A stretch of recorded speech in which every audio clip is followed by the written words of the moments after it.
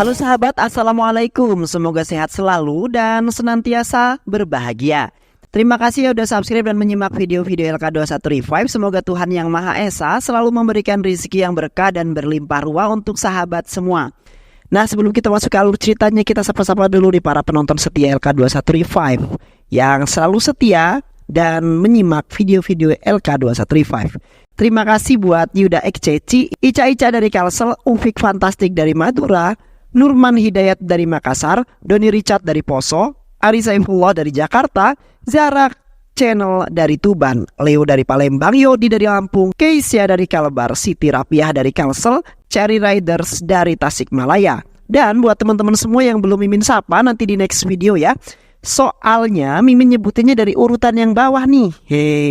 Pasti nanti Mimin sapa kok. Tetep pantengin terus LK21 Revive pokoknya. Oke, kali ini LK21 Revive akan membawakan sebuah alur cerita film yang berjudul Mr. and Mr. Ramacari. Bagaimana keseruan filmnya? Nggak perlu banyak basa-basi, ini dia alur ceritanya.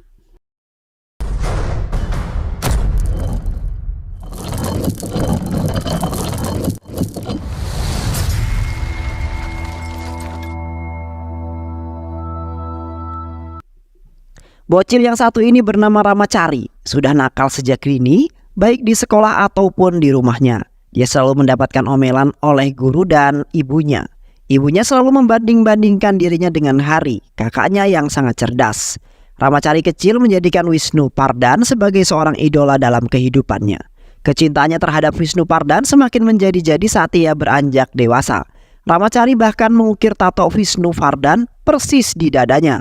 Tak hanya kecintaannya saja yang bertambah, kenakalan dirinya juga semakin menjadi-jadi. Hanya karena masalah sepele saja, dia bahkan terlibat perkelahian dengan sekelompok preman. Para preman itu mematikan film Wisnu Pardan yang sedang diputar. Hal tersebut kemudian membuat Ramacari murka dan langsung melibas mereka semua. Gaya hidup Ramacari yang berandalan membuat dirinya berkonflik dengan ayah tercintanya. Ayahnya bahkan tak pernah lagi berbicara dengan Ramacari selama beberapa tahun. Hal ini berbanding terbalik dengan Hari, kakaknya. Hari selalu dianak emaskan dan dibanggakan oleh kedua orang tuanya. Di dalam kampus, Ramacari tentu saja disegani oleh semua mahasiswa. Semua itu karena dia adalah seorang pembuat onar dan jago bertarung. Suatu hari, Ramacari yang sudah lama tak masuk kuliah kembali mengunjungi kampusnya untuk melihat-lihat. Namun tiba-tiba dia terkesima dengan seorang gadis cantik bernama Divya. Kecantikannya dan keanggunan paras Divya membuat Ramacari langsung jatuh cinta. Karena kecantikannya juga, Divya sering diganggu dan digoda oleh preman-preman kampus. Ramacari yang melihat hal tersebut tentu saja marah. Dia langsung menghajar preman-preman kampus itu dan mengalahkannya.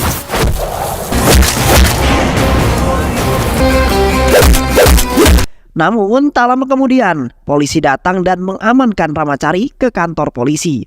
Divya yang mengetahui hal tersebut tidak tinggal diam begitu saja. Dia juga pergi ke kantor polisi untuk bersaksi bahwa Ramacari tidaklah bersalah. Usut punya usut, ternyata Ramacari ditahan polisi bukan karena perkelahian tersebut, melainkan karena ayahnya yang membuat laporan hubungan antara ayah dan anak itu memang sangatlah tidak akur.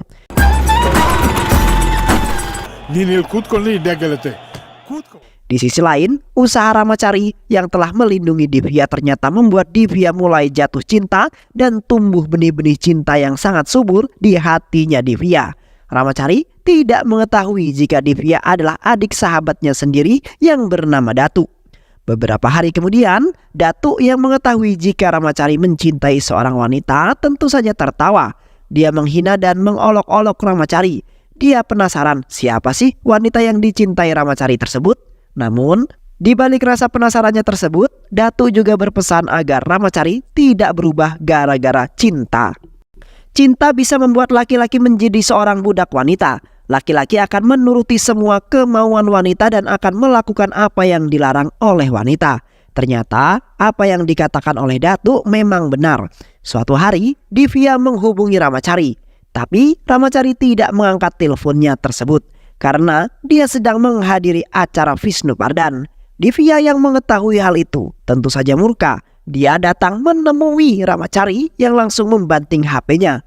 Di malam harinya, Datu yang sedang nongkrong dengan Ramacari menyampaikan dukungannya.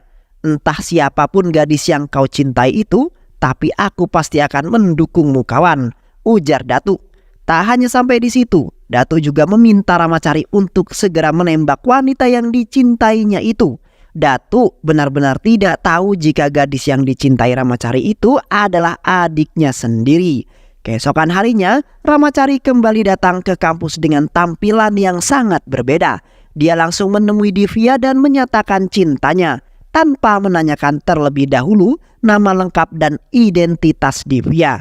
Mulai saat itu, Ramacari tidak lagi memanggil kekasihnya itu dengan nama Divya, melainkan dengan nama Margaret, kekasihnya Vindu Pardan. ಇವತ್ತಿಂದ ಈ ರಾಮಾಚಾರಿಗೆ ನೀವು Margaret. Setelah menyatakan cintanya, mereka kini resmi berpacaran. Ramacari lalu membawa Divya untuk diperkenalkan dengan Datu sahabatnya. Ramacari dengan penuh bangga meminta Datu untuk bertemu dengan pacarnya. Dan Datu yang bahagia tanpa banyak basa-basi langsung menemui pacarnya itu. Dan cepat, Datu langsung menampar Ramacari ketika dia mengetahui jika pacar Ramacari itu adalah adiknya sendiri. Datu lalu membawa Divya pergi meninggalkan Ramacari. Setelah kejadian tersebut, Datu dan Ramacari tidak lagi bertegur sapa. Walaupun mereka masih bertemu di tempat biasa mereka mabuk, Datu yang sudah mengenal lama Ramacari tentu mengetahui setiap keburukannya. Datu tak ingin jika adiknya itu nanti mengalami nasib buruk menikah dengan Ramacari. Apalagi dulu Datu pernah membantu Ramacari untuk mengwik-wik pacarnya di kampus. Ramacari mulai menjaga jarak dari Divya. Dia tak ingin persahabatannya dengan Datu hancur karena seorang wanita. Tapi hal itu tetap tidak merubah Datu. Datu masih dingin seperti es batu. "Datu adalah sahabat saya sebelum saya mengenal kamu. Saya salah karena menyakiti perasaan sahabat saya," ujar Ramacari. Masalahnya, Divya sudah benar-benar mencintai Ramacari. Dia bertanya-tanya apakah salah jika dirinya mencintai sahabat kakaknya sendiri, ujar Divya. Usut punya usut, ternyata ibunya Divya juga menentang hubungannya itu dengan Ramacari. Jangankan berpacaran dengan Ramacari, Datu yang sahabatnya Ramacari saja sering dimarahin dan dimintai untuk segera menjauhi Ramacari. Semua itu ibunya lakukan karena dia tak ingin anak-anaknya terpengaruh dengan sifat berandalannya si Ramacari. Namun, Divya tetap menolak keputusan tersebut. Dia berusaha meyakinkan ibunya jika kepribadian buruk Ramacari itu bisa dirubah. Tak lama kemudian, Divya pergi memarahi kakaknya. Ramacari adalah sahabat terbaiknya. Dia rela membuang cintanya demi persahabatan. "Kakak, kau harus tidak dingin kepadanya. Berpikirlah dengan bijak dan jangan terlalu berperasaan," ujar Divya. Berkat kata-kata adiknya itu, Datu kini tersadar dan sudah kembali akrab dengan Ramacari seperti sedia kala. Dia bahkan mendukung hubungan Ramacari dengan adiknya tersebut. Beberapa hari kemudian, Divya mengabarkan kepada Ramacari jika dia akan pergi ke Doha selama 3 hari untuk menghadiri acara pernikahan temannya.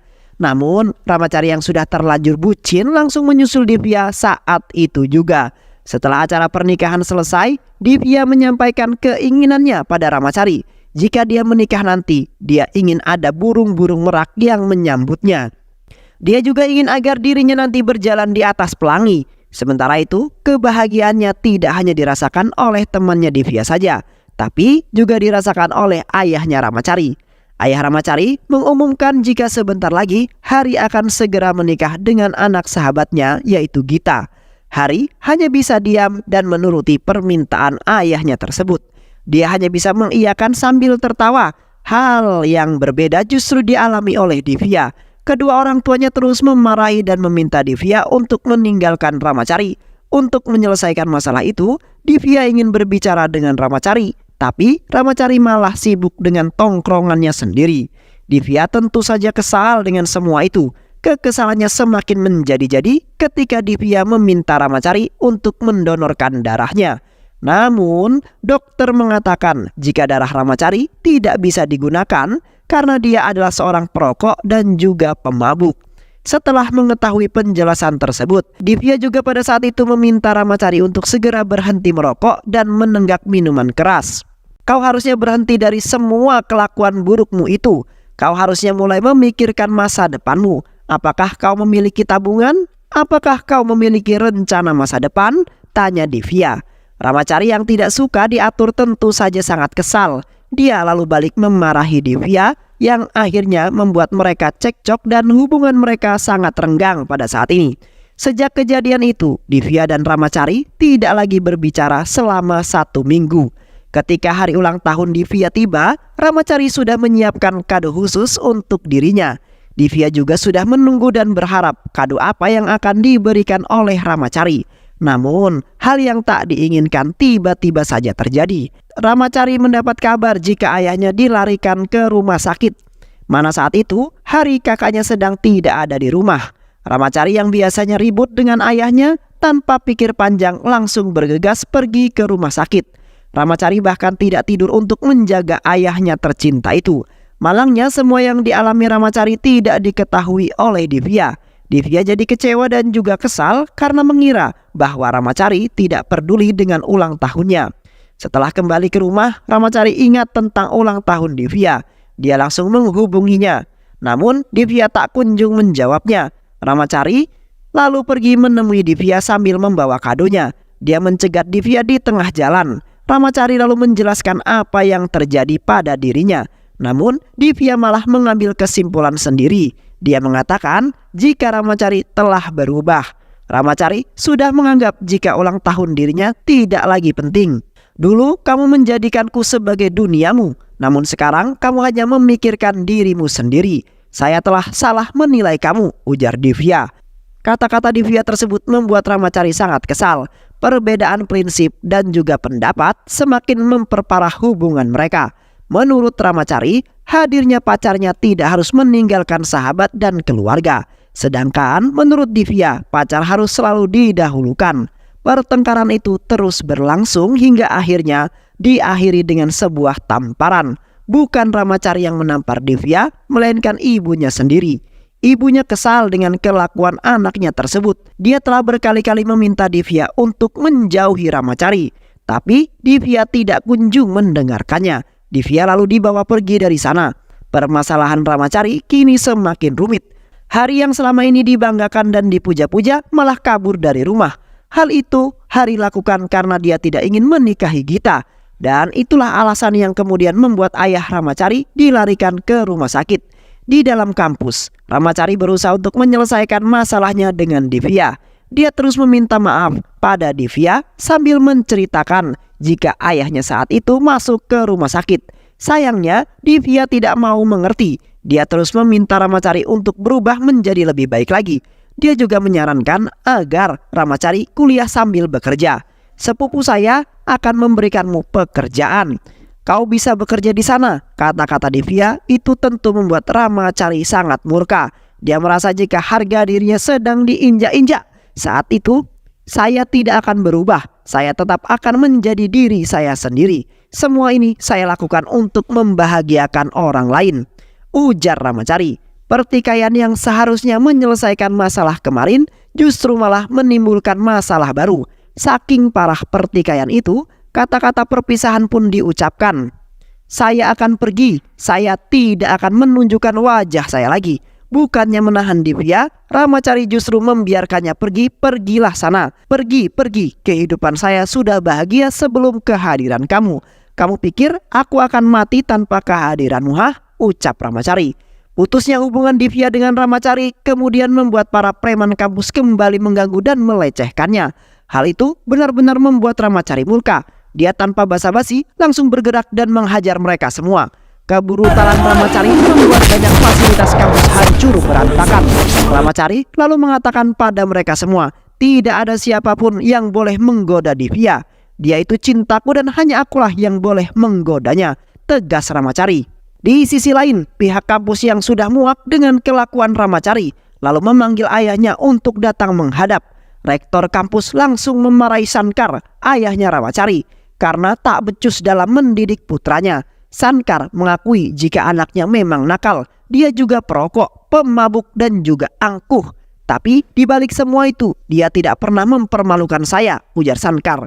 Sankar juga mengakui jika kenakalan anaknya itu membuat dia dan dirinya tak pernah berbincang lagi selama bertahun-tahun. Dia memang berandalan, tapi jika dia berkelahi, dia pasti memiliki alasan. Izinkan saya meminta maaf atas namanya, ujar Shankar. Shankar dan juga Ramachari lalu pergi dari sana. Pembelaan yang dilakukan oleh ayahnya itu telah merubah hubungan keduanya. Ramachari tak lagi membelakangi ayahnya saat dibonceng. Dia bahkan mau memegang pundak ayahnya dan mau membantu ayahnya bekerja di toko. Di sisi lain, Divya terus bersedih karena mengingat kenangan bersama Ramachari. Kesedihan itu semakin menjadi-jadi ketika dia membuka hadiah dari Ramachari. Hadiah itu adalah lukisan Ramachari dan Divya yang sudah menua. Hari demi hari terus berlalu. Hubungan antara Ramachari dengan ayahnya jadi semakin erat. Namun di balik itu semua ada kesedihan dan kebingungan yang sedang menimpa Shankar. Dirinya selalu menghindar setiap kali Venkatesh, sahabatnya, menghubungi Shankar. Tahu jika Venkatesh ingin menanyakan tentang kejelasan pernikahan Gita. Tapi di sisi lain dia tak ingin Venkatesh tahu bahwa Hari telah kabur dari rumah. Mendengar peliknya permasalahan itu kemudian membuat Ramachari lalu turun tangan. Dia meminta ayahnya untuk jujur dan mengatakan apa yang sebenarnya terjadi. Sesampainya di sana, Shankar takut jika penjelasannya itu menyakiti hati sahabatnya tercinta. Apalagi pada saat ini Venkatesh tengah sakit dan menderita penyakit jantung. Venkatesh bisa mati mendadak jika dia kaget dan terkejut. Setelah diam cukup lama, Ramachari lalu mendesak ayahnya untuk berbicara dengan baik dan jujur. Shankar lalu menjelaskan bahwa aku sudah menganggap Gita sebagai anakku sendiri. Tapi Hari bukanlah anak yang baik. Dia kabur dari rumah karena tak ingin menikahi Gita. Venkatesh yang mendengar hal itu langsung kaku, yang membuat Shankar menjadi panik. Dia mengoceh berbagai hal untuk menenangkan Venkatesh. Dia tanpa sadar justru berkata bahwa Ramachari lah yang akan menikahi Gita. Dia adalah anaknya yang baik dan juga santun. Dia cocok menikah dengan Gita. Kata-kata Shankar berhasil membuat Venkatesh kembali normal. Dirinya sangat senang karena Ramachari lah yang akan menikahi Gita. Tak lama kemudian kabar pernikahan Ramachari akhirnya sampai ke telinga Divya. Divya yang mendengarnya langsung terkejut lalu menangis. Divya menangis sejadi-jadinya karena dia masih sangat mencintai Ramachari. Karena tak sanggup ditinggalkan Ramachari, Divya lalu menenggak racun dan dilarikan ke rumah sakit. Ramachari lalu datang untuk menjenguknya. Namun situasi kini justru menjadi semakin rumit. Divya yang dulu sangat mencintai Ramachari kini berubah menjadi sangat membencinya. Ramachari berusaha untuk menjelaskan semuanya.